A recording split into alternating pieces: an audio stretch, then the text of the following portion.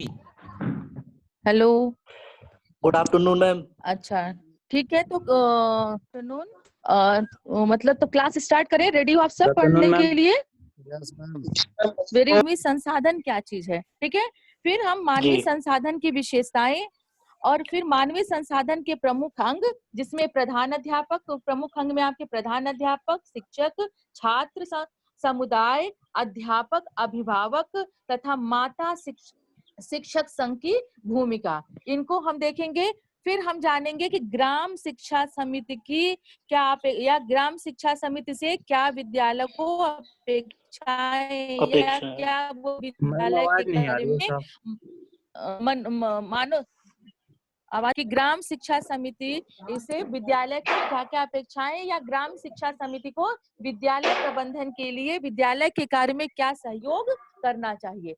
तो सबसे पहले हम आते हैं मानवीय संसाधन को, कि मानवीय संसाधन को जानते हैं, ह्यूमन रिसोर्स को जानते हैं।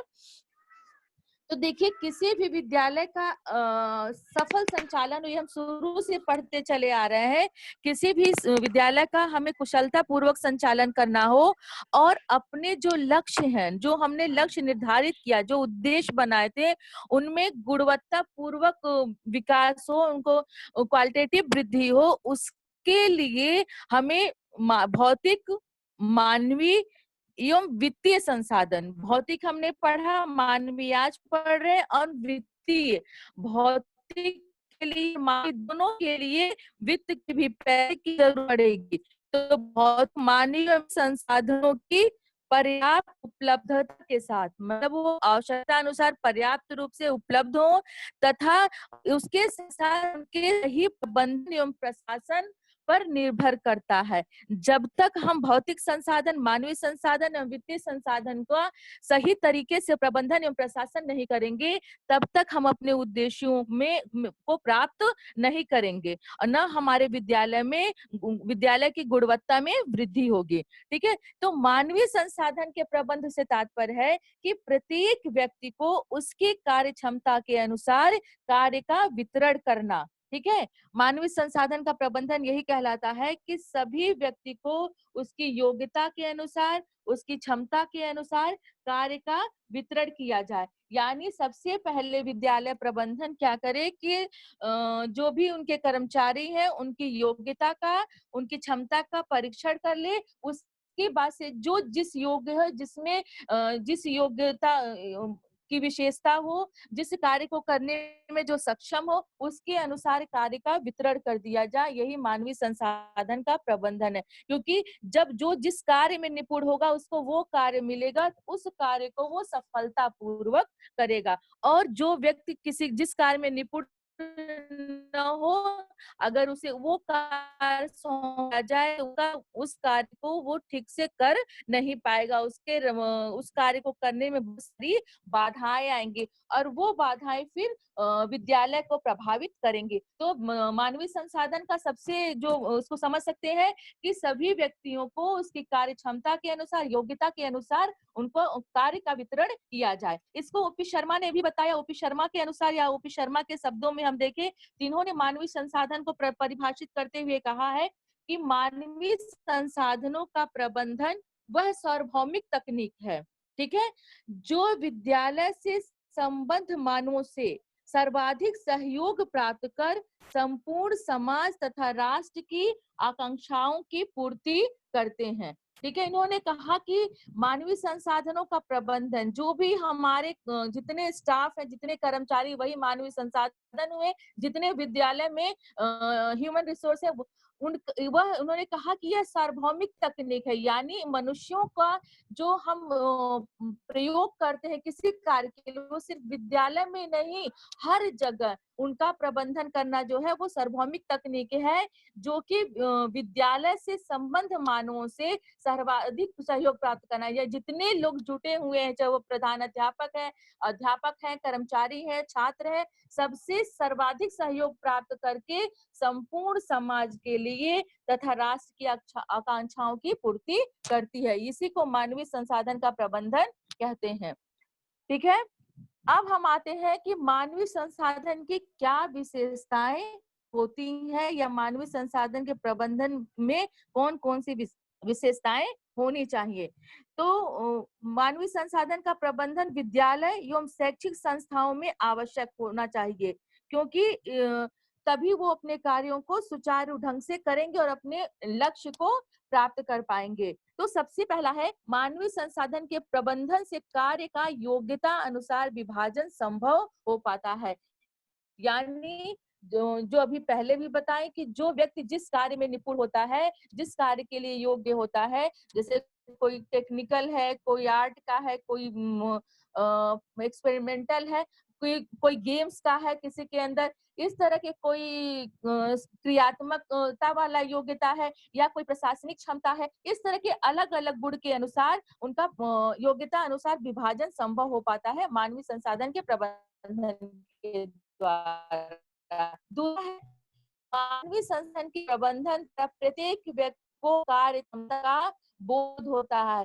यानी जब सभी को उनकी योग्यता के अनुसार कार्य विभाजन कर दिया जाता है, तो को अपने कार्य का कि हम हमारे अंदर किस कार्य करने की क्षमता है उसका उसे बोध हो जाता है, समझ हो जाती है। थर्ड विशेषता जो है वो है कि मानवीय संसाधन के प्रबंधन द्वारा ही शिक्षा विद्यालय तथा समाज की आकांक्षाओं की पूर्ति करने में संभव हो सकती है। यानी जब तक मानवीय संसाधनों का उचित प्रबंधन नहीं किया जाएगा, सबको अपने कार्य नहीं दिए जाएंगे, सबको अपना उत्तरदायित्व नहीं समझ में आएगा, तब तक शिक्षा जो है विद्यालय तथा समाज की आकांक्षाओं की पूर्ति नहीं कर पाएगी। नेक्स्ट है आपका, मानवीय संसाधन के प्रबंधन से मानवीय संसाधन का सही दिशा में प्रयोग किया जा सकता है। ठीक है, जब हमें पता चल जाएगा कि कौन सा व्यक्ति किस कार्य में दक्ष है, किस कार्य में निपुण है, किसके अंदर कौन सी योग्यता है, तभी उनका हम सही दिशा में प्रयोग कर सकते हैं। तो ये मानवीय संसाधन के प्रबंधन द्वारा ही हम कर सकते हैं। नेक्स्ट पॉइंट है, मानवीय संसाधन के प्रबंधन से व्यक्तियों में मतभेद की भावना कम हो सकती है, क्योंकि जब हमको हमारी योग्यता के अनुसार, हमारी कार्य क्षमता के अनुसार कार्य मिलेगा, तो आपस में मतभेद नहीं रहेगा कि उनको ये काम क्यों दे दिया गया, मुझे ऐसा काम क्यों दिया गया, क्योंकि सबको कार्य का वितरण उनकी योग्यता के अनुसार की जाए मानव संसाधन प्रबंधन में।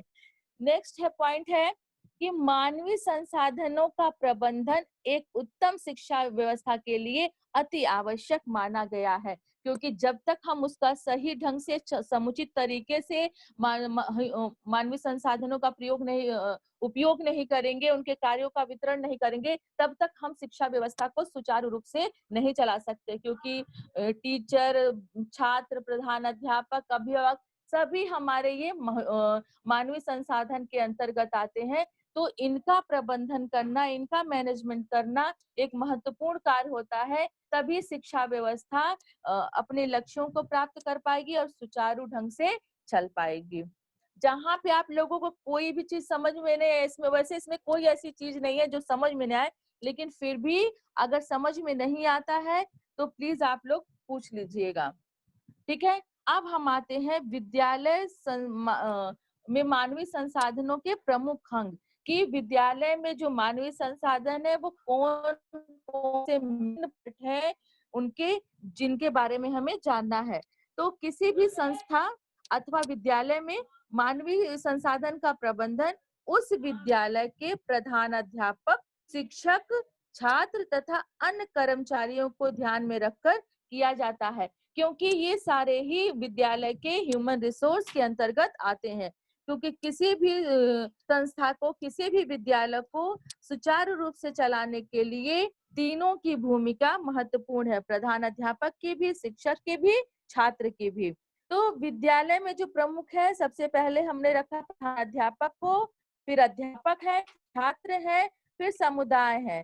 तो समुदाय के अंतर्गत ग्राम शिक्षा समिति है, शिक्षक अभिभावक संघ है और छात्र शिक्षक संघ है। तो ये मेन पार्ट है या प्रमुख भाग है मानवीय संसाधनों के विद्यालय में।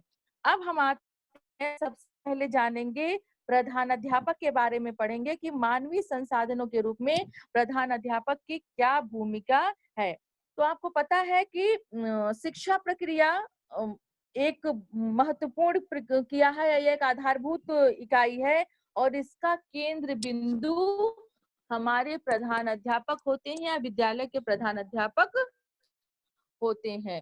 तो उन्हीं के केंद्र बिंदु इसलिए है कि उन्हीं की निगरानी में सारा कार्य होता है, उन्हीं के प्रशासन एवं प्रबंधन से सारी शिक्षा व्यवस्था या विद्यालय की व्यवस्था चलती है और समस्त विद्यालय की क्रियाएं चलती हैं।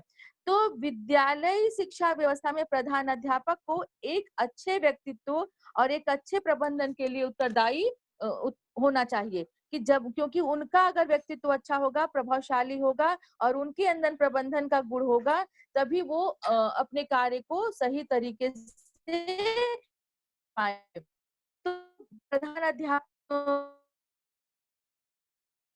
की समस्त शैक्षिक तथा प्रशासनिक प्रक्रिया और प्रधान अध्यापक अपनी संतुलित और अनुभवी दृष्टि से, ठीक है, संतुलित का मतलब हर जगह वो समता का भाव देखते हुए बैलेंस करके रखे, और अनुभवी दृष्टि की कहाँ हर चीज को परखने की क्षमता हो, अनुभव हो, और अपने व्यक्तित्व की विशिष्टता, यानी हर कार्य क्षेत्र में उसे स्पेशलिटी हो, हर कार्य में दक्ष हो। व्यक्तित्व की विशिष्टता का मतलब उनकी पर्सनालिटी में स्पेशल क्वालिटी हो, ठीक है, और अपनी योग्यता और कर्मठता से ही वो स्कूल के शिक्षकों का नेतृत्व कर पाएंगे और अपने विद्यालय के निर्धारित लक्ष्य तक पहुंच पाएंगे। तो इस तरह से अगर हम देखें तो विद्यालय में जो अगर मेन केंद्र बिंदु हमारे प्रधान अध्यापक हैं, तो उनके कुछ प्रमुख गुण है जो विद्यालय के प्रधान अध्यापक में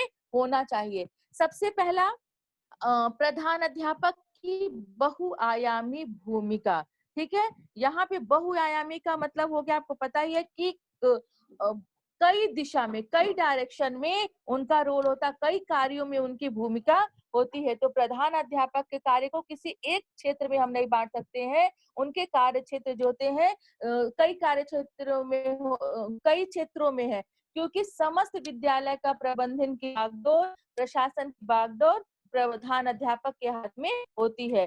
तो विद्यालय में प्रधान अध्यापक की भूमिका जो है वो बहुआयामी होती है, तथा उनकी प्रत्येक भूमिका का उद्देश्य विद्यार्थियों को ऐसा वातावरण दिया जाए, ऐसा वातावरण प्रदान किया जाए जिससे कि वो जो विद्यार्थी है या बालक है, विद्यालय की शैक्षिक व अन्य गतिविधियों में स्वाभाविक रूप से संलग्न रहे, यानी स्वतः वो उन क्रियाओं में संलग्न रहे।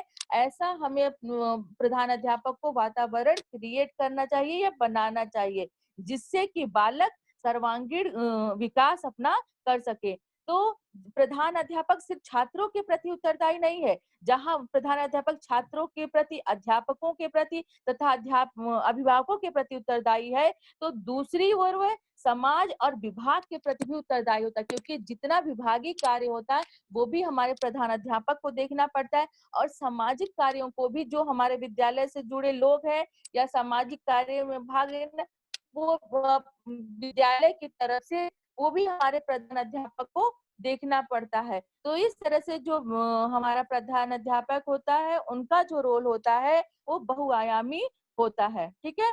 तो किसी भी प्रधान अध्यापक को यह बात हमेशा ध्यान रखना चाहिए कि जिस भी संस्था में वो काम करे या जिस भी संस्था की स्थापना हो, वो पूरी तरह से शक्तिशाली हो और मानसिक रूप से जागरूक तथा नैतिक रूप से ईमानदार और भावात्मक रूप से स्थिर, यानी कि इमोशन के उसमें क्रोध, मोह, इन सारी चीजों पर वो संयम रखे। भावात्मक रूप से स्थिर का मतलब भाव के वश में, इमोशन में वो बह न जाए, और सांस्कृतिक रूप से सभ्य तथा सामाजिक रूप से दक्ष हो। तो जब ये सारी क्वालिटी होती है हमारे प्रधान अध्यापक में या हेड ऑफ डिपार्टमेंट में, तब वो अपने कार्यों को, इन सारे उत्तरदायित्वों का सही तरीके से निर्वहन कर पाते हैं, ठीक है। दूसरा है कुशल प्रेरणादायक, ठीक है। तो कुशल प्रेरणादायक का मतलब है, मोटिवेशन की बात करते हैं कि अच्छे तरीके से वो अपने कर्मचारियों को, अपने छात्रों को मोटिवेट करके उन्हें प्रेरणा दे सके या अभिप्रेरित कर सके कार्य को करने के लिए। तो प्रधान अध्यापक का कार्य है कि अपने शिक्षकों का आत्मविश्वास बढ़ाए, जिससे कि उनमें कार्य करने की और क्षमता उत्पन्न हो और अपने कार्यों को और मन लगाकर करे। तो इसके लिए वो जो भी शिक्षक के द्वारा जो भी पॉजिटिव काम हो रहा है उसके बारे में शिक्षक को बताएं, उनको फीडबैक दें, उनका मोटिवेट करें कि बहुत अच्छा कार्य हो रहा है। इसके अलावा जो कुछ शिक्षक के कार्य में कमियां आ रही है, जो भी नेगेटिव पॉइंट है, नकारात्मक पहलू है, उसकी पहचान भी शिक्षक को कराएं ताकि शिक्षक उनमें सुधार कर सके। तो मोटिवेशन आपको बहुत ही इमोशनल एक तरह से स्ट्रेंथ होती है हमारी कि जब हमें कोई मोटिवेट कर देता है तो हम पूरी तरह से किसी कार्य करने में पूरी तरह से अपना तन मन लगा देते हैं। और हमें मोटिवेशन नहीं मिलता है तो थोड़ी सी हमारे मन में कोई भी हम कार्य बहुत मन लगा के या किए और उसको अच्छा न बताया जाए या उसमें उसकी एक तरह से अच्छाई बुराई दोनों ना बताई जाए तो क्या होता है, हम उदास। लेकिन जब उसकी सराहना हो जाती है और जो कमियां है वो भी बताई दिया तो हम अगले कार्य को और सक्रिय रूप से करते हैं। तो मोटिवेशन को एक तरह से प्रेरणा को जो होती है वो भावात्मक शक्ति होती है जो हमें लक्ष्य को प्राप्त करने के लिए हमें शक्ति देती है। तो इसलिए प्रधान अध्यापक को सहयोगियों का और जो भी स्टाफ है उनको हमेशा मोटिवेट करते रहना चाहिए जिससे कि वो आगे का कार्य करें। नेक्स्ट पॉइंट है मानवीय संबंध स्थापित करने की क्षमता। हमारे प्रधान अध्यापक में मानवीय संबंध यानी जो लोगों से संबंध हो उनसे संबंध स्थापित करने की क्षमता हो। तो संबंध स्थापित में अच्छे संबंधों की बात की जाएगी, खराब संबंधों की बात नहीं की जाएगी। तो प्रधान अध्यापक जो होता है वो उनसे ये अपेक्षा की जाती है कि वो अपने व्यवहार में उनका जो व्यवहार हो वो भौतिक पर्यावरण से प्रभावित नहीं हो। जो लोगों से उनका व्यवहार हो वो भौतिक पर्यावरण से प्रभावित न। भौतिक पर्यावरण से मतलब है कि उनके बाहरी रूपरेखा से या उनके कपड़े से, उनके संसाधन से, उनके पैसे से, उनके दिखावे से, इन सारी चीजों से प्रभावित न हो। हर व्यक्ति का, हर तरह के व्यक्ति का सम्मान करे। तो उनका जो व्यवहार हो भौतिक पर्यावरण से प्रभावित न हो। इसके अलावा निष्पक्ष हो, किसी के लिए बायस न हो, पक्षपात की भावना नहीं होनी चाहिए।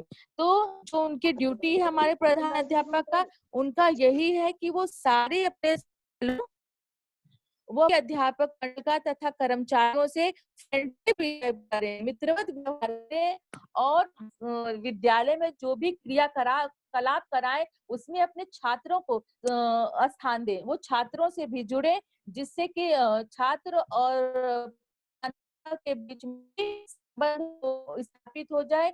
इसके अलावा प्रधान अध्यापक को अभिभावक से भी जुड़ना चाहिए, उनसे भी बुला के मीटिंग करना चाहिए ताकि उनसे भी उनका संबंध स्थापित हो सके। तो यही सारी चीजें हैं कि जो प्रधान अध्यापक हो उनको अपने सहयोगियों से, अपने कर्मचारियों से, छात्रों से एवं अभिभावकों से और समाज के लोगों से भी संबंध, एक अच्छा संबंध स्थापित करने का गुण होना चाहिए या क्षमता होनी चाहिए।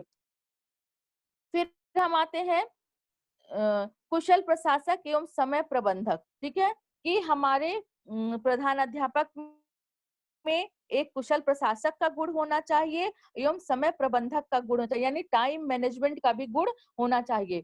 तो सबसे मेन दायित्व है, उनका महत्वपूर्ण कार्य है कि विद्यालय को सही ढंग से चलाए प्रधान अध्यापक। तो इसके लिए इसका संचालन वो तभी कर पाएंगे जब वो कुशल प्रशासक होंगे, यानी सभी के द्वारा वो सही तरीके से कार्य को करवा सके, उसको प्रशासित करवा सके। और इसके साथ-साथ टाइम मैनेजमेंट होगा कि किस टाइम में कौन सा काम पूरा करवा लेना है और किस टाइम बॉन्ड किया गया है किसी कार्य के लिए, उसके अंदर ही उन कार्यों को पूरा करा लेना। क्योंकि समय भी एक महत्वपूर्ण संसाधन होता है और समय हमारे विद्यालय प्रबंधन के प्रत्येक कार्य से जुड़ा होता है। क्योंकि जैसे पाठ्यक्रम को सही समय पर पूरा करना, ठीक है, पाठ्यक्रम को पूरा करने का एक शेड्यूल होता है, टाइमिंग होती है, कितने समय तक पूरा करना, ये भी टाइम मैनेजमेंट आना चाहिए। इसके अलावा बच्चों का सही समय पर परीक्षा कराना, फिर सही समय पर उन परीक्षाओं का मूल्यांकन कराना और सही समय पे बच्चों का रिजल्ट बताना, उनके परिणाम को घोषित करना। इसके साथ साथ छात्रवृत्ति जो बच्चों की आती है उसका भी सही समय पर वितरण करना।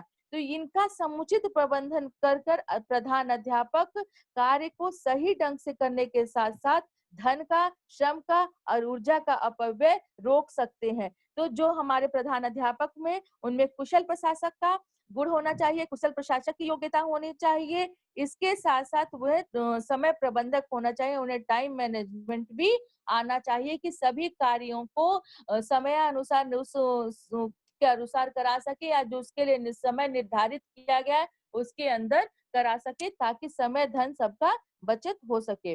फिर हम आते हैं सुगमकर्ता के रूप में। सुगमकर्ता का मतलब हो गया कि किसी चीज को आसान करना। सुगम का मतलब होता है आसान करना, यानी किसी भी कार्य को आसान करने वाले रूप में।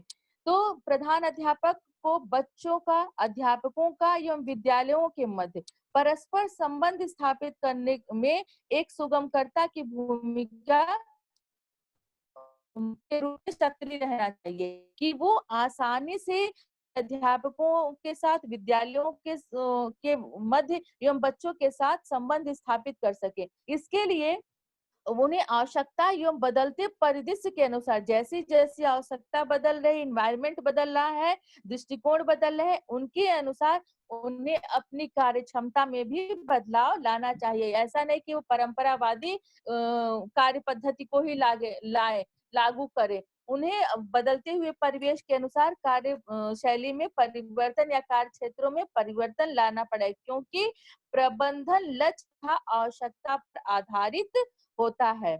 जब तक हमारी आवश्यकता नहीं रहेगी, कोई लक्ष्य नहीं रहेगा, तो हम प्रबंधन किस चीज का करेंगे।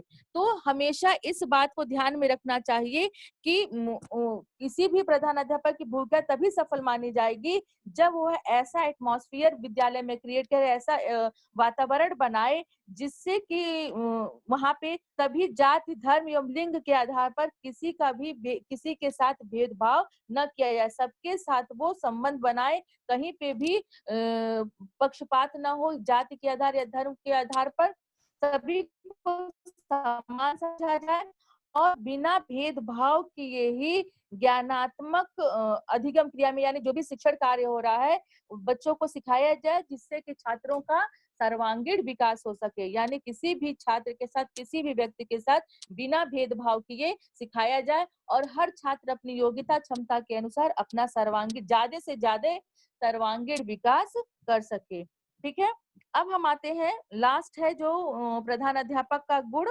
वो है आपका नेतृत्व की क्षमता, लीडरशिप की बात कर रहे हैं। चूंकि सभी उनके अंडर में आएंगे, सभी का नेतृत्व उन्हीं को करना है, उनका सारा प्रशासनिक कार्य भी करवाना, सारा मैनेजमेंट भी कराना है, उन्हीं के अंडर में सब लोग करेंगे। तो लीडरशिप का गुण होना चाहिए, तभी वो अपने कार्य को कुशलता से संपादित कर पाएंगे, क्योंकि बिना लीडरशिप के गुण अगर किसी में नहीं है तो वो अपने अंडर लोगों को सही तरीके से कार्य नहीं करवा पाएंगे, ये आप लोग को भी पता है।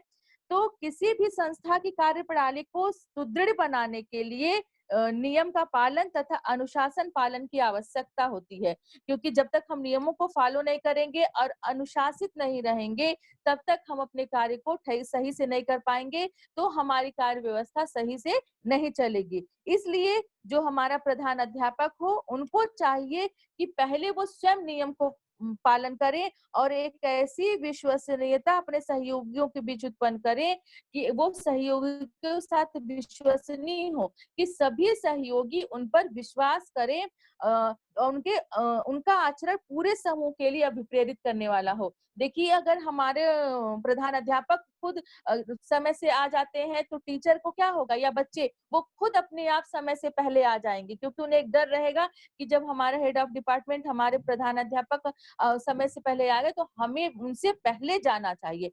तो इस तरह का गुण जो प्रधान अध्यापक में होता है कि वो अपने आचरण के द्वारा, अपने व्यवहार के द्वारा लोगों को करने के लिए प्रेरित हो, तो जो उनके सहयोगी होंगे, उनके अंडर के लोग होंगे, अपने आप अभिप्रेरित हो जाएंगे, क्योंकि जैसा प्रधान अध्यापक होगा वैसा ही विद्यालय होता है।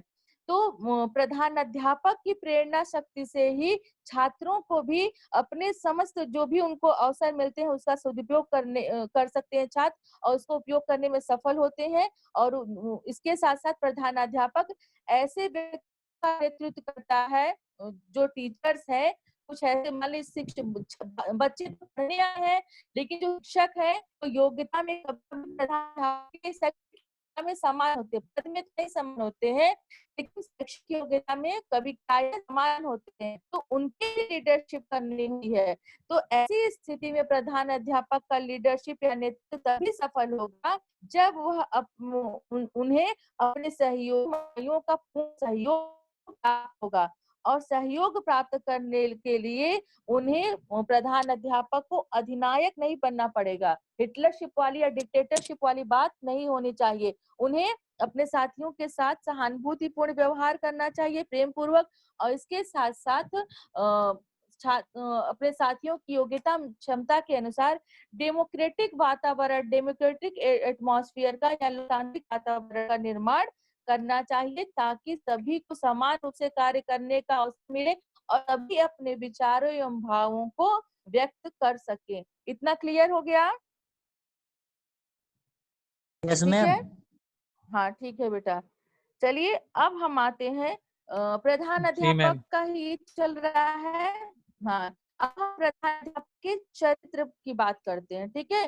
तो अभी जो पीछे कुशल प्रशासक एवं प्रबंधक बनाए उसी से रिलेटेड है कि के चरित्र की बात करते हैं, अगर कैरेक्टर की बात करते हैं, तो प्रत्येक मनुष्य के लिए, सभी सारे इंसानों के लिए जो हमारा चरित्र होता है वो हमारा बहुत ही महत्वपूर्ण व्यक्तिगत होता है। हमारे चरित्र से हमारा आकलन किया जाता है, ठीक है। हमारा चरित्र बताता है कि हम कैसे व्यक्ति हैं, हमारा प्रभाव उस तरह का समाज पर, लोगों का पर पड़ता है। तो चरित्र प्रत्येक मनुष्य का बहुत ही व्यक्तिगत गुण होता है, सभी अपना अपना गुण होता है। लेकिन अब प्रधान अध्यापक तो उनका एक व्यक्तिगत चरित्र होगा, लेकिन होगा नहीं होगी जो विद्यालय में होगा, क्योंकि वो उनका चरित्र सार्वजनिक महत्व का है, क्योंकि उनके चरित्र प्रभाव सब बच्चों पर, टीचर्स पर, कर्मचारियों पर भी पड़ेगा। इसलिए कहा जाता है कि प्रधानाध्यापक का चरित्र उनका व्यक्तिगत गुण नहीं है, वो एक तरह से सार्वजनिक महत्व का है, वो सभी के लिए उपयोगी है।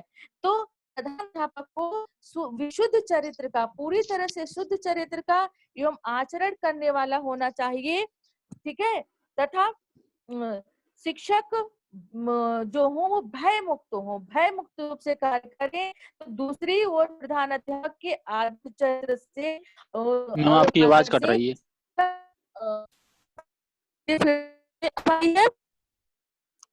होता है अब भी वो कट रही है मैम। चरित्र नहीं है, उनके चरित्र, ठीक है। अध्यापक जो सॉरी प्रधान अध्यापक का चरित्र उनका अपना पर्सनल गुण नहीं है, ठीक है। उनके चरित्र का प्रभाव के ऊपर पड़ता है जो जो उनसे संबंधित लोग हैं विद्यालय में। इसलिए कहा गया है कि जो प्रधान अध्यापक हो वो आदर्श चरित्र वाला हो, ठीक है। उनका आचरण ऐसा हो कि शिक्षक जाने अनजाने में उनके गुण को अपने समाये। ऐसा तब होगा जो जितना अच्छा से अच्छा आचरण उच्च आदर्श प्रस्तुत करेंगे, तो टीचर भी मोटिवेट होकर, शिक्षक भी मोटिवेट होकर उन गुणों को अपने में समाहित करेगा। इसलिए जो प्रधानाध्यापक का चरित्र है वो बहुत महत्वपूर्ण के लिए कि उसको वो आदर्श और अच्छा बनाए रखे, ठीक है। अब हम सकारात्मक है कि एक प्रधानाध्यापक को सकारात्मक सोच का होना चाहिए, उनके अंदर पॉजिटिव थिंकिंग होनी चाहिए, नेगेटिव थिंकिंग नहीं होनी चाहिए। तो प्रत्येक जो प्रधान अध्यापक होते हैं उनका अपने निर्धारित क्षेत्र में प्रगति करने के लिए प्रत्येक प्रधान अध्यापक तरह तरह के प्रयास करते हैं।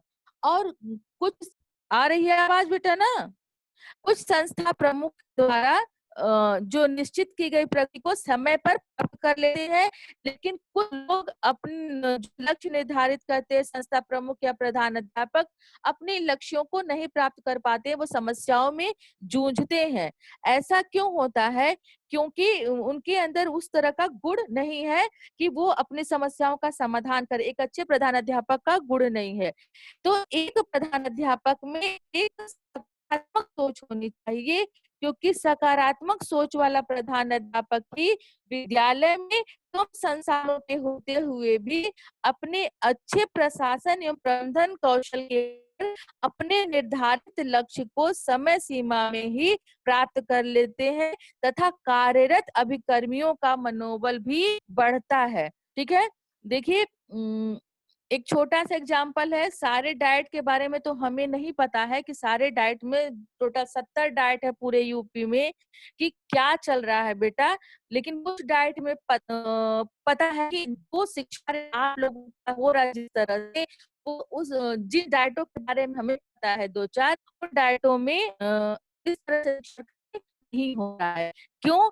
जो आप लोगों का इस तरह से शिक्षण कार्य हो रहा है, आप शिक्षण प्राप्त कर रहे हैं, हम लोग टीचर शिक्षण दे रहे हैं, लेकिन जो इसमें सफलता का श्रेय अगर जाता है तो हमारे प्रधानाचार्य को जाता है, क्योंकि उन्होंने सारी प्लान की, हम सब उनके सहयोगी हैं।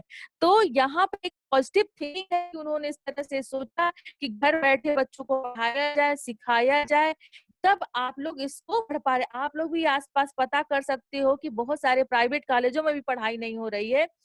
तो ये एक सफल प्रधान अध्यापक है कि उन्होंने अपने कुशल जो भी हमारे डाइट में संसाधन उपलब्ध थे, ठीक है, जो भी कंप्यूटर है, कंप्यूटर ऑपरेटर है, आप लोगों के पास फोन है, देखिए आप लोगों की अटेंडेंस लग रही है, आप लोगों के ऑनलाइन एग्जाम की बात, ये सारी प्रक्रिया करने कोई आसान काम नहीं है बेटा। इसको करने कितने लोग लगे हुए हैं, और इतने लोगों, एक आदमी का नेटवर्क नहीं काम करता है तो इतनी प्रॉब्लम आती है, नहीं होता है। तो सारे लोगों को हैंडल करना बहुत कठिन काम है। तो एक हम आपको अपने ही डाइट का उदाहरण दे रहे थे। चलो सुनो फिर ये बता दो मैम। हम ये कह रहे हैं कि बता दो। हाँ ठीक है बेटा, कोई बात नहीं, बता।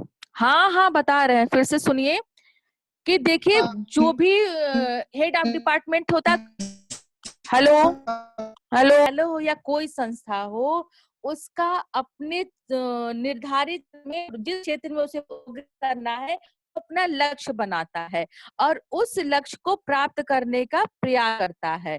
तो कुछ संस्थाएं तो अपने लक्ष्य को प्राप्त कर लेती हैं, लेकिन सारी संस्थाएं, कुछ संस्थाओं को बहुत सारी समस्याओं का सामना करना पड़ता है। क्यों? क्योंकि उनके अंदर उस समस्याओं के निराकरण करने की क्षमता नहीं है, या उनके अंदर एक कुशल प्रशासन प्रबंधन की क्षमता नहीं है। तो हम यही कह रहे थे कि जब एक सकारात्मक सोच वाला प्रधान अध्यापक होता है, कोई भी प्रधान अध्यापक अगर एक सकारात्मक सोच वाला है, तो वो अपनी सोच से विद्यालय में कम संसाधनों के होते हुए, मतलब जो हमारे पास ह्यूमन रिसोर्स है या फिजिकल रिसोर्स है, भौतिक संसाधन है, उनके कम होते हुए भी वो अपने अच्छे प्रशासन से और प्रबंधन कौशल के आधार पर निर्धारित लक्ष्य को समय सीमा में ही प्राप्त कर लेते हैं, अपने टाइम बाउंड में अपने लक्ष्य को प्राप्त कर लेते हैं, तथा इससे जो वहां पर कार्य कर रहे हैं लोग, सहकर्मी या अभिकर्मी, उनका मनोबल भी बढ़ता है। हम उदाहरण आपको बताएं आपके डाइट की, कि हम ये कह रहे थे कि जो कुछ डाइट को हम जान रहे हैं, वहां पे इस तरह की प्रॉपर टीचिंग नहीं चल रही है। जो भी समस्याएं हों वहां पे हमें नहीं पता, लेकिन जो आप लोगों का शिक्षण कार्य चल रहा है, आप शिक्षण प्राप्त कर रहे हैं और टीचर आपको पढ़ा रहा है, तो इसमें जो मेन रोल है वो हमारे प्रधानाचार्य सर का है, हमारे प्रधानाध्यापक का है, कि उन्होंने इस तरह की व्यवस्था की, एक गुड लीडरशिप का है, उन्होंने एक व्यवस्था बनाई। और अब जो भी संसाधन उपलब्ध है, आपके पास स्मार्टफोन है, टीचर्स के पास भी फोन है या लैपटॉप है, और विद्या कंप्यूटर के द्वारा वो सारी चीजें आपके लिंक के थ्रू पढ़ रहे हैं, जूम ऐप के थ्रू पढ़ रहे हैं। और इसके साथ साथ अब क्या हो रहा है कि टीचर सबको हम सर सजेस्ट किया कि हम लोग पीपीटी से पढ़ाएं, ठीक है। उनके सुझाव पे हम पावर पॉइंट से पढ़ा रहे हैं। तो इसका फायदा देखिए कि आप लोगों के पास भी ये नोट्स रूप में पढ़ा रहेगा और हम लोगों के पास भी पढ़ा रहेगा। इसका हम चाहे जब उपयोग कर सकते हैं। दूसरा फायदा कि देखिए सारी वीडियोस यूट्यूब चैनल पे पढ़ जा रहे थे। यूट्यूब चैनल पे पढ़ने से जो बच्चा पढ़ना चाहेगा, जिसको समझ में आएगा, जिसको उपयोगी लगेगा, वो बच्चा इसका लाभ उठा सकता है। ये कैसे संभव हो पाया है? एक सफल प्रबंधन एवं प्रशासन से सफल हो पाया है। और छात्र और जो भी हमारे स्टाफ, अदर स्टाफ है जो वहां से आप लोगों को लिंक प्रोवाइड करते हैं, आप लोगों की अटेंडेंस ले रहे हैं, और टीचर्स जो आपको पढ़ा रहे हैं, आप सब बच्चे जो पढ़ रहे हो, तो सभी के सहयोग से ये कार्य संपादित हो पा रहा है। लेकिन मॉनिटरिंग कौन कर रहा है? हमारे मेन सर कर रहे हैं, प्रधानाचार्य सर कर या प्रधानाध्यापक। तो यहाँ पर यही बात है कि एक पॉजिटिव सोच लेके अगर हम काम करें तो हम अपने कार्य में सफलता प्राप्त कर सकते हैं। नेगेटिव सोच, नकारात्मक सोच हमारे अंदर नहीं होने चाहिए। एक प्रधानाध्यापक के अंदर जब सकारात्मक सोच वाला रहेगा तो वो अपने सभी लक्ष्यों को प्राप्त कर लेगा। ठीक है, जहां पे ज्यादा लगेगा बेटा बता दीजिएगा, रोक देंगे। ठीक है, खैर अभी तो 20 मिनट बचा हुआ है। अब हम आते हैं, जो दूसरा हमारा मानवीय संसाधन है वो है शिक्षक।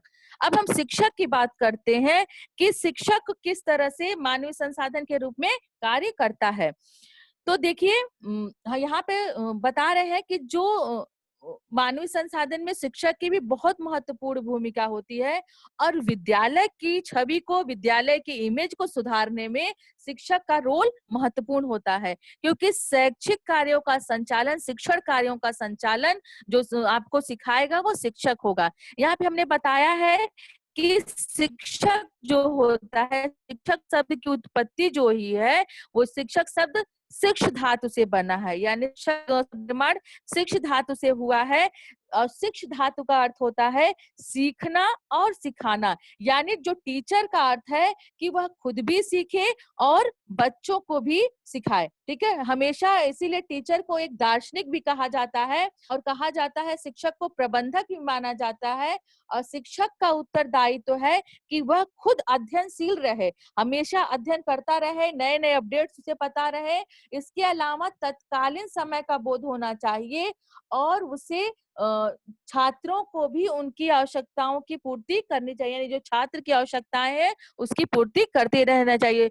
सिर्फ वो परंपरावादी ज्ञान का ही ज्ञान मत दे छात्रों को। जो नए नए अपडेट्स आ रहे हैं, नए नए ज्ञान आ रहे हैं, नई नई टेक्निक आ रही है, छात्रों की जो नीड बढ़े, छात्र जो जिसका ज्ञान प्राप्त करना चाह रहे हैं, शिक्षक उनका भी ज्ञान दे।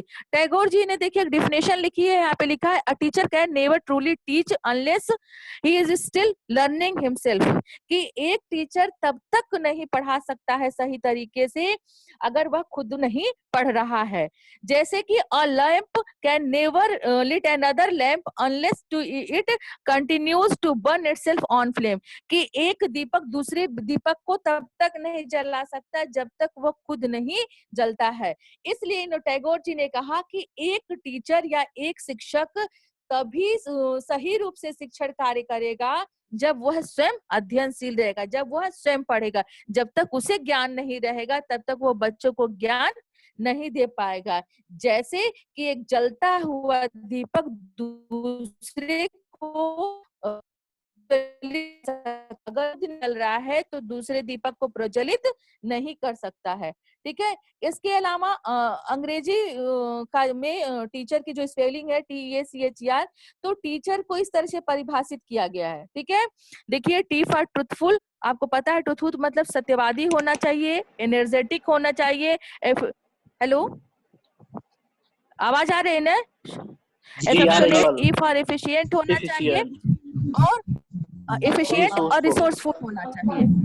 ठीक है, तो ये टीचर की क्वालिटी बताई गई कि टीचर में ये सारे गुण होने चाहिए।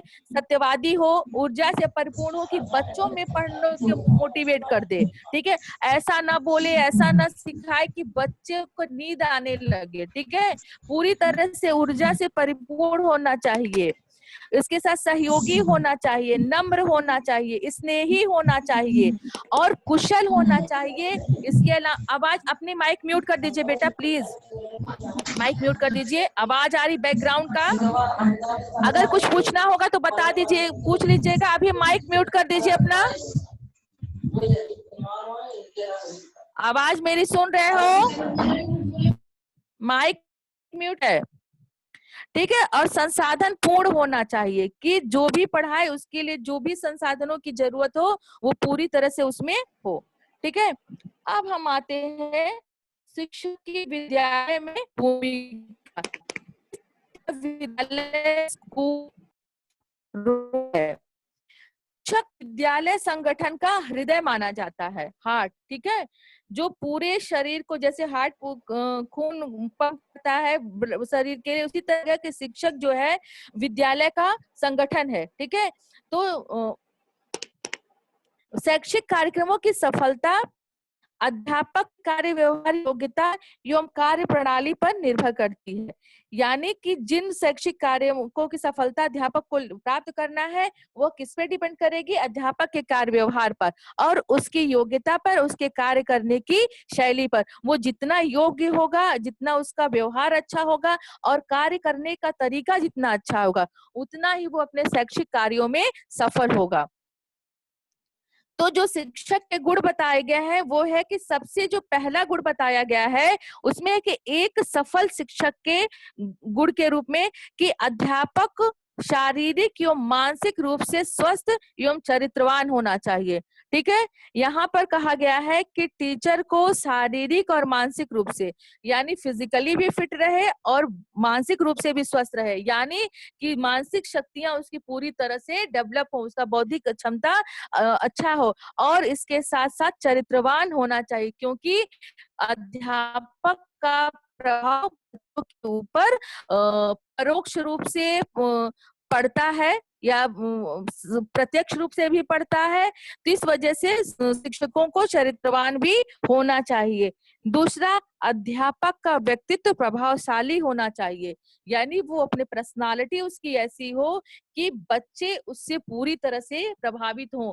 टीचर की आवाज क्या बोल्ड होनी चाहिए, पूरे क्लास में पढ़ाए तो पूरे क्लास को सुनाई देनी चाहिए और किसी भी चीज को समझाने का तरीका ऐसा है, किसी भी कार्य को कराना हो उसकी कुशलता होनी चाहिए। तो एक तरह से पूरी पर्सनालिटी की बात कर रहा है, पूरे व्यक्तित्व की बात की जाए तो पूरा जो टीचर की पर्सनालिटी हो इफेक्टिव होनी चाहिए कि उसका पूरी तरह से स्टूडेंट पर प्रभाव पड़े, बट पॉजिटिव प्रभाव पड़े, सकारात्मक प्रभाव पड़े। कोई नकारात्मकता वाला कार्य टीचर न करे जिसका उसके बच्चों पर गलत पड़े। यहाँ पर मनोवैज्ञानिक ज्ञान आवश्यक है। तो मनोविज्ञान का ज्ञान आवश्यक इसीलिए कहा जाता है बेटा कि मनोविज्ञान का ज्ञान का मतलब कि बच्चों की उम्र, बच्चों की शारीरिक क्षमता, बच्चों की मानसिक क्षमता, बच्चों की रुचि, बच्चों की आवश्यकता के अनुरूप को समझे वो और उसके अनुसार शिक्षा या शिक्षण कार्य को करे। ठीक है, जिससे कि बच्चों को सीखने समझने में दिक्कत ना आए, क्योंकि सभी बालक एक समान नहीं होते हैं। तो सभी बालकों को लेकर उनके विकास स्तर को समझकर, उनकी बुद्धि को समझकर, उनकी मानसिक योग्यता को समझकर, उनके रुचि को समझकर अपने शिक्षण कार्य का संपादन करे। नेक्स्ट पॉइंट है अध्यापक अध्ययनशील होना चाहिए। ये टीचर के डिफिनेशन में ही कहा गया है कि शिक्षण का जो शिक्ष शब्द है वो सीखना और सिखाना है, यानी खुद भी सीखे। तो ये कहा गया है कि एक अध्यापक को हमेशा पढ़ते रहना चाहिए। ठीक है, दूसरा है दृष्टिकोण प्रयोगात्मक होने चाहिए। ठीक है, सिर्फ सिद्धांत पर कार्य न करे, उसका व्यवहारिक उपयोग भी करे और नए नए चीजों का भी वो प्रयोग करना चाहिए। तो ये चीज एक विशेषता है या गुण होना चाहिए कि टीचर के जो दृष्टिकोण हो उसमें प्रयोगात्मकता होनी चाहिए।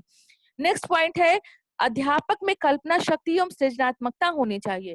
ठीक है, टीचर में खुद कल्पना करने की शक्ति होनी चाहिए, चिंतन की शक्ति होनी चाहिए एवं सृजनात्मकता होनी चाहिए, तभी वो बच्चों को इन चीजों को सिखा पाएगा, बच्चों में कल्पना शक्ति का विकास एवं सृजनात्मकता को बता पाएगा। नेक्स्ट पॉइंट है अध्यापक में सहनशीलता एवं सांवेगिक स्थिरता होनी चाहिए। सहनशीलता का मतलब वो हर परिस्थिति में एडजस्ट कर सके, कि उसे क्रोध ना आए, वो अपने इमोशन, सांवेगिक स्थिरता यानी अपने इमोशन पर कंट्रोल करे।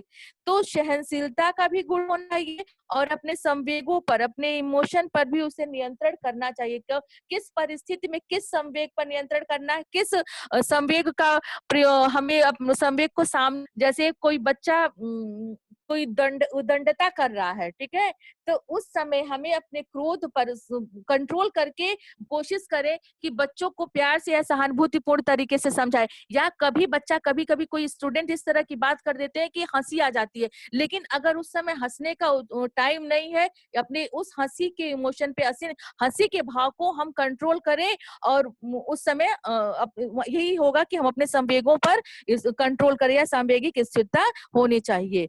नेक्स्ट पॉइंट है अध्यापक को सत्यवादी, सहिष्णु तथा ईमानदार होना चाहिए। ठीक है, यानी टीचर्स को ये सारे हमारे नैतिकता के गुण है, सामाजिक गुण है कि सत्यवादी होना चाहिए, सच बोलना चाहिए, क्योंकि अगर हम झूठ बोलेंगे तो बच्चों से को कभी नहीं सिखा पाएंगे कि हमें झूठ नहीं बोलना चाहिए, हमें हमेशा सच बोलना चाहिए। दूसरा सहिष्णु हो, यानी सभी को समान समझे, सभी धर्मों को समान समझे, ताकि बच्चों को भी ये सारी चीजें सिखाए। और ईमानदार होना चाहिए, ठीक है, बेईमानी वाला गुण नहीं होना चाहिए। तो ये एक आदर्श शिक्षक के गुण है। नेक्स्ट है अध्यापक को बदलते हुए परिवेश के साथ समायोजन की क्षमता से युक्त होना चाहिए। यानी अगर परिस्थितियां बदल रही हैं तो टीचर को उन बदलती हुई परिस्थितियों में एडजस्ट करना आना चाहिए। उस तरह की क्षमता हो कि बदलती हुई परिस्थितियों में वो घबराए नहीं, उसमें एडजस्ट कर सके, क्योंकि ये भी एक हमारी बौद्धिक योग्यता होती है। बुद्धि का एक रूप ये भी होता है कि हम अपने बदलते हुए परिवेश के साथ सामंजस्य स्थापित कर सके। ठीक है, ये हमारे विद्यालय में, शिक्षक की विद्यालय में भूमिका हो गया, और जिसके लिए शिक्षकों में इन प्रमुख गुणों का होना अनिवार्य है। क्लियर है? आगे बढ़े हम। अगर क्लियर ना हो तो शिक्षक का क्या क्या कार्य है, प्रमुख कार्य कौन कौन से हैं। तो देखिए, वर्तमान युग क्या है, वैज्ञानिकता से परिपूर्ण है, तकनीकी से परिपूर्ण है। ठीक है, इस युग में वैज्ञानिक और तकनीकी विकास बहुत ज्यादा हो रहा है, जिसके कारण हमारे समाज में भी परिवर्तन होता जा रहा है।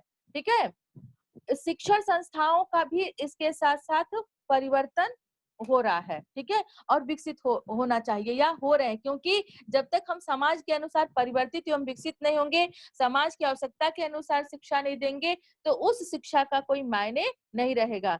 तो विद्यालय की जो छवि है वो विद्यालय विद्यालय कार्यक्रमों के प्रति समाज की धारणा एवं प्रतिक्रिया से होती है, कि जो समाज के लोग जिस विद्यालय के प्रति जो धारणा रखते हैं या जो रिस्पांस देते हैं, ये अच्छा विद्यालय, ये चीजें सिखा रहा है, या इस विद्यालय में ये सारी सुविधाएं नहीं है, ये चीजों नए ज्ञान नहीं सिखा रहा है, तो समाज के रिस्पांस से ही विद्यालय की छवि को बताया जाता है।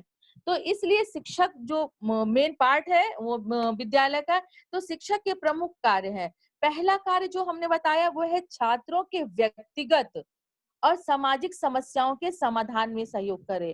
ठीक है, यानी जब स्टूडेंट हमारे समीप आ गया तो उसकी जो भी समस्याएं हैं, उसकी अपनी भी समस्या और सामाजिक समस्या, दोनों का पूरा कोशिश करे कि वो समाधान करे, जिससे बालक या छात्र उस समस्या से बाहर निकल पाए, ताकि उस जो विकास है या शिक्षण कार्य है उससे प्रभावित ना हो। नेक्स्ट है समय सारणी के अनुसार अपनी कक्षाओं में जाकर कार्य करे। ये बहुत बड़ी चीज है, क्योंकि टीचर का कार्य है शिक्षण करना, तो जो भी टाइम टेबल में उससे क्लास से लाट है उसमें वो लापरवाही ना करे और जाके बच्चों को जितना हो सके अच्छे से अच्छा पढ़ाए और बच्चों का ज्ञान बढ़ाए। नेक्स्ट है दैनिक कार्यों की कठिनाइयों के समाधान हेतु वैज्ञानिक दृष्टिकोण अपनाए। ठीक है, वैज्ञानिकता के गुण होने के कारण बच्चों की जो प्रॉब्लम आ रही है, कोशिश करे कि वो वैज्ञानिक दृष्टिकोण से उन कठिनाइयों का समाधान करे और क्रियात्मक अनुसंधान से समस्या का समाधान करे। क्रियात्मक अनुसंधान का मतलब होता है कि किसी भी समस्या का तुरंत समाधान, ऑन द स्पॉट समाधान। रिसर्च का एक टाइप है ये क्रियात्मक अनुसंधान। तो इसका अर्थ यही होता है कि ऑन द स्पॉट हम प्रॉब्लम को सॉल्व कर दे। जैसे मान लीजिए किसी बच्चे को क्लास में दूर बैठा है और वो बार बार ब्लैक बोर्ड पर झांक रहा है, ठीक है, बार बार इधर उधर झांक रहा है, वो लिख नहीं पा रहा है। तो शिक्षक को ये चाहिए कि उसे जानने का प्रयास करे कि क्यों बच्चा इस तरह से स्थिर हो रहा है। तो मे भी हो सकता है कि उसे दिखाई ना दे रहा, उसकी आंख कमजोर है, तो उसे तुरंत क्या कहते हैं, सामने सीट पर बैठा देना चाहिए। हो सकता है बच्चे को सुनाई ना दे रहा हो सकता है कोई बच्चा किसी बात को बहुत लेट में सीखता हो, या जैसे मान लीजिए बच्चा वर्ड मात्रा की गलतियां कर रहा है, तो उसका भी कि बच्चे को तुरंत मात्रा का ज्ञान कराकर उससे रिलेटेड वर्क दिया जाए जिससे कि बच्चे के मात्रा में सुधार हो सके, या उच्चारण संबंधी त्रुटियां हो रही हों तो उसको भी बच्चों को जितना हो सके अभ्यास कराकर शुद्ध उच्चारण बुलवाकर उसका समाधान किया जाए। तो यही चीज कह रहा है कि बच्चों की जो भी समस्याएं हो उसका एक तो वैज्ञानिक दृष्टिकोण उसके सॉल्व करने के लिए अपनाए, एवं क्रियात्मक अनुसंधान के द्वारा समस्याओं का समाधान करे, उसको छोड़ न दे।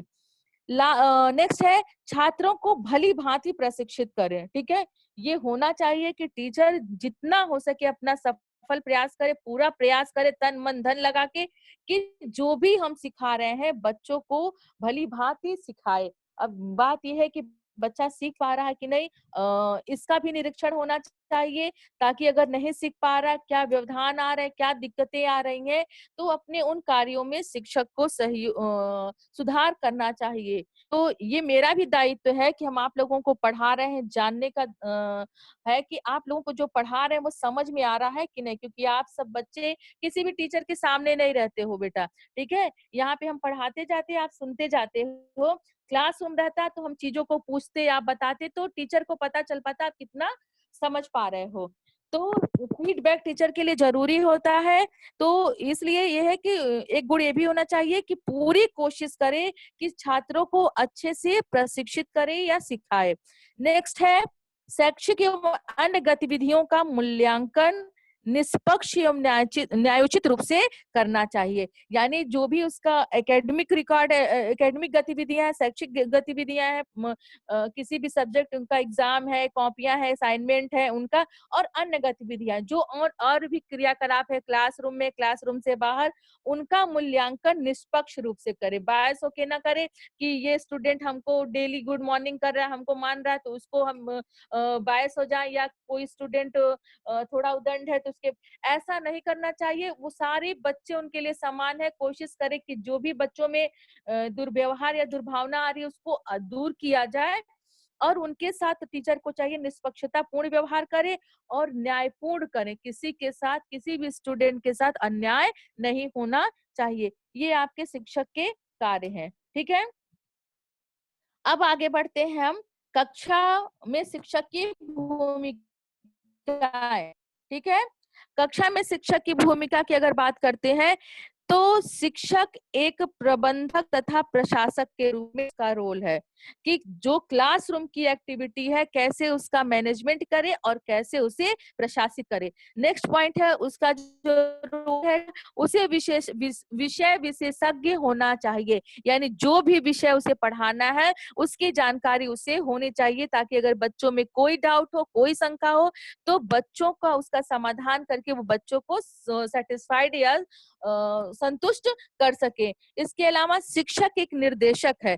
शिक्षक की भूमिका एक डायरेक्टर या निर्देशक की होती है कि बच्चों को निर्देशित करके उनके क्रियाकलापों को कराएं। इसके अलावा छात्रों के लिए आदर्श है। टीचर छात्रों का मॉडल होता है। सभी का होता है कि किसी न किसी टीचर से बच्चा मोटिवेट होता है, उनको मॉडल के रूप में मानता है। तो टीचर को अच्छे आदर्श रखने चाहिए छात्रों का मित्र है, ठीक है। छात्रों टीचर को छात्रों के क्लोज रहना चाहिए, एक मित्रवत भावना के अपनी समस्याओं को फ्रीली माइंड से कह सके, ठीक है, एक अनुशासन के तहत खुली मानसिकता से बता सके ताकि उसका समाधान हो सके। अगला है छात्रों को नेतृत्व प्रदान करने वाला हो, कि बच्चों को हम अच्छी गाइडलाइन, अच्छा दिशा निर्देश दे सके, टीचर के ये रोल होते हैं, ठीक है। अब हम आते आप लोगों के ऊपर, स्टूडेंट का के ऊपर, कि जो हमारे विद्यालय प्रबंधन का तीसरा संसाधन है वो है मानवीय संसाधन, ठीक। छात्र है जो हाँ, क्या हुआ, कोई दिक्कत? इसे मैम कल ही पढ़ा देना, टाइम हो गया। इसे मैम कल चलिए ही ठीक पढ़ा है, देना, अब तो काफी टाइम